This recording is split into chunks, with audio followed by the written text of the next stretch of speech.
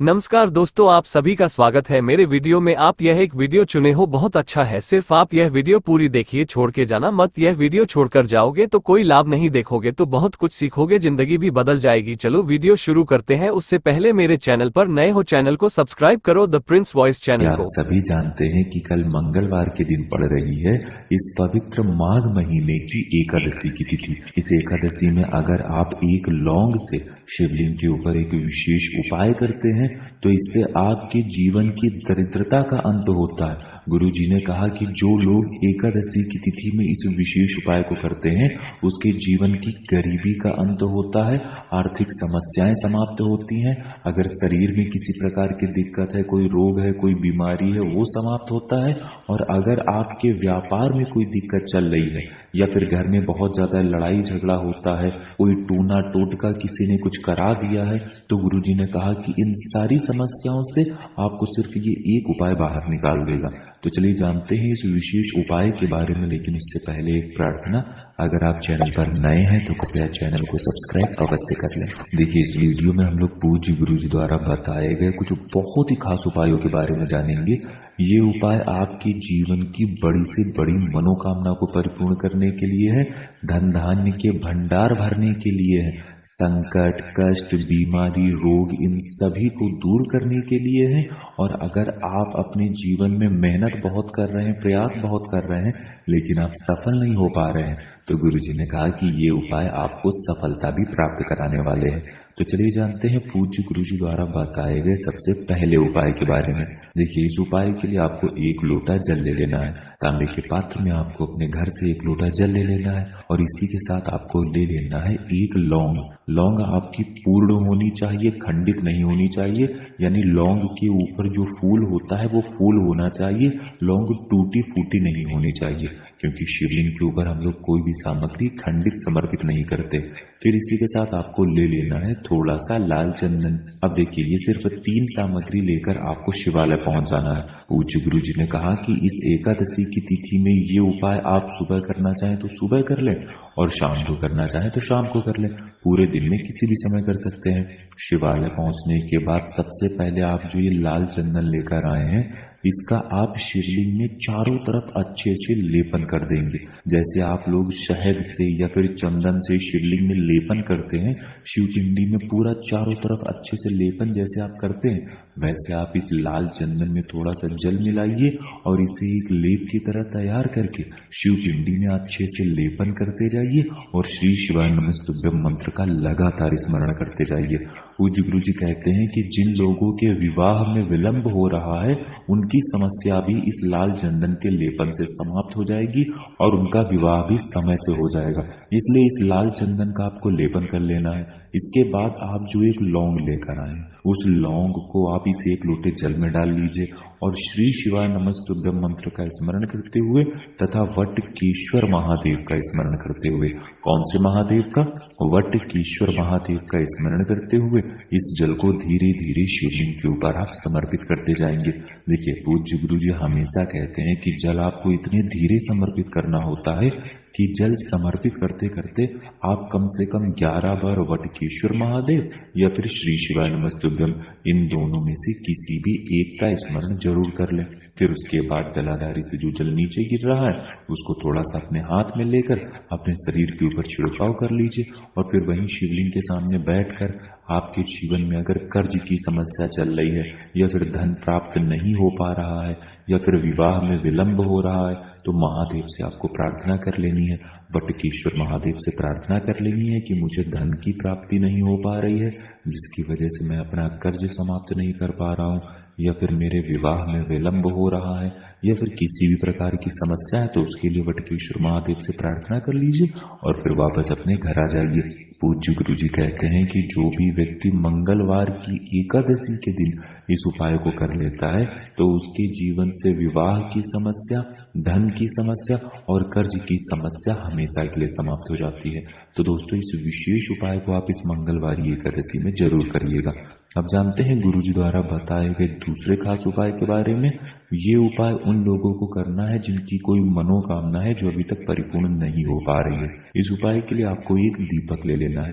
दीपक आप चाहें तो मिट्टी का ले लें, या फिर आपके घर पर शुद्ध आटा है तो उसको माड़ कर उसका दीपक तैयार आप कर सकते हैं। देखिए, इस दीपक में आपको गोल रुई की बत्ती का प्रयोग करना है और साथ ही साथ शुद्ध देसी घी का प्रयोग करना है। गोल रुई की बत्ती हम लोग भगवान विष्णु के निमित्त लगाएंगे, क्योंकि एकादशी की तिथि भगवान विष्णु को समर्पित होती है।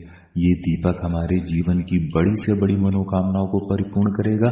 हमारे घर में धन धान्य की बढ़ोतरी होगी, भगवान विष्णु की तथा माता लक्ष्मी की हमें कृपा प्राप्त होगी और हमारे धन धान्य के भंडार सदैव के लिए भर जाएंगे। तो इस विशेष उपाय को आप बहुत ही ध्यान से समझिएगा। देखिए, आपने ये एक दीपक तैयार कर लिया, फिर इसी के साथ आपको थोड़ी सी पिसी हुई हल्दी ले लेनी है। 1 चुटकी या 2 चुटकी आप पिसी हुई हल्दी ले लीजिए और थोड़े से काले तिल के दाने ले लीजिए। काले तिल के दाने भगवान विष्णु के पसीने से उत्पन्न हुए हैं, इसलिए आप थोड़े से काले तिल के दाने ले लीजिए। अब ये दीपक लेकर आपको पहुंच जाना है तुलसी जी के पौधे के सामने। देखिए, ये उपाय आप शाम को सूर्यास्त के बाद करेंगे। सूर्यास्त के बाद ये दीपक लेकर आप तुलसी जी के पौधे के नीचे पहुंच गए। ध्यान रखिएगा, तुलसी जी के पौधे को आप स्पर्श नहीं करेंगे, क्योंकि एकादशी की तिथि में हम लोग तुलसी जी के पौधे को स्पर्श नहीं करते हैं।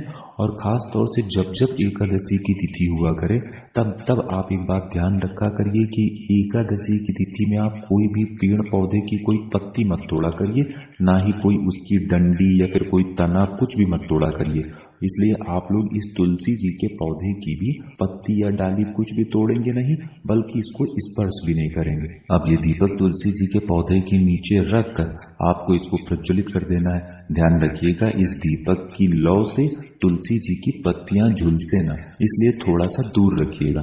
इस दीपक को प्रज्वलित कर दीजिएगा और कम से कम 11 बार ओम नमो भगवते वासुदेवाय इस मंत्र का स्मरण कर लीजिएगा।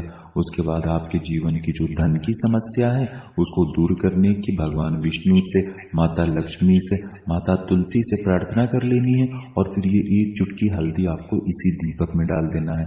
1 चुटकी हल्दी डाल दीजिए, ओम नमो भगवते वासुदेवाय इस मंत्र का स्मरण कर लीजिए। फिर उसके बाद 1 चुटकी जो आप काले तिल के दाने लेकर आए हैं उनको भी डाल दीजिए और फिर से ओम नमो भगवते वासुदेवाय मंत्र का स्मरण कर लीजिए। फिर 1 या 2 मिनट वहीं तुलसी जी के पौधे के बगल में बैठकर ओम नमो भगवते वासुदेवाय मंत्र का स्मरण करके फिर आपको वापस आ जाना है। लेकिन ध्यान रखिएगा, आप जब तुलसी जी के पौधे के सामने बैठेंगे तो आपका जो फेस होगा वो उत्तर दिशा की तरफ होगा, यानी नॉर्थ डायरेक्शन की तरफ होगा। पूज्य गुरु जी कहते हैं कि एकादशी की तिथि भगवान विष्णु को समर्पित होती है, इसलिए भगवान विष्णु के निमित्त किए जाने वाला ये उपाय हमारे जीवन में धन, वैभव, मान, सम्मान, यश, कीर्ति की प्राप्ति करवाता है। धन धान्य के भंडार हमारे भरते हैं तथा हमारे सारे दुर्भाग्य का अंत होता है। इसलिए आप इस एकादशी की तिथि में ये विशेष उपाय जरूर करिएगा। अब जानते हैं पूज्य गुरु जी द्वारा बताए गए तीसरे उपाय के बारे में, जो सबसे आखिरी उपाय है। ये उपाय बहुत ही खास है। देखिए, इस उपाय के लिए आपको 1 लोटा जल ले लेना है। तांबे के पात्र में आपको जल ले लेना है और साथ ही साथ आपको 5 बेलपत्र ले लेनी है। एकादशी के दिन किए जाने वाला सर्वश्रेष्ठ उपाय है ये, इसलिए अगर आपके पास बेलपत्र नहीं है तो शिवलिंग के ऊपर चढ़ी हुई बेलपत्र को उठाकर जल से शुद्ध करके फिर आप उसका भी इस्तेमाल कर सकते हैं। बस आपको ध्यान रखना है कि ये बेलपत्र कहीं से भी कटी फटी नहीं होनी चाहिए और बेलपत्र की डंडी के आखिर में जो डूट होती है, यानी जो डंठल होता है, वो भी नहीं होना चाहिए। देखिए, अब सिर्फ ये 2 सामग्री लेकर आपको शिवालय पहुंच जाना है। शिवालय पहुंचने के बाद आप दक्षिण दिशा में बैठ जाइए और उत्तर दिशा की तरफ अपना फेस कर लीजिए और फिर ये जो 5 बेलपत्र आप लेकर आए हैं इनको इसी 1 लोटे जल में डाल लीजिए। फिर उसके बाद ये पूरा जल आपको नंदी महाराज का जो पैर उठा हुआ रहता है उस पैर में समर्पित कर देना है। भगवान नंदी का जो पैर उठा हुआ रहता है उस पैर में ये जल समर्पित करते हुए आपको श्री शिवाय नमस्तुभ्यम मंत्र का लगातार स्मरण करते जाना है। लेकिन जल समर्पित करते हुए ध्यान रखिएगा कि ये बेलपत्र समर्पित ना हो, बेलपत्र उसी लोटे में रहनी चाहिए। सिर्फ जल आपको नंदी महाराज का जो पैर उठा हुआ रहता है वहां पर समर्पित कर देना है। जल समर्पित करने के बाद ये 5 बेलपत्र आपको शिवलिंग के ऊपर समर्पित कर देनी है। बेलपत्र की चिकनी साइड का हिस्सा शिवलिंग में टच करेगा और बेलपत्र की डंडी जलाधारी की तरफ रहेगी।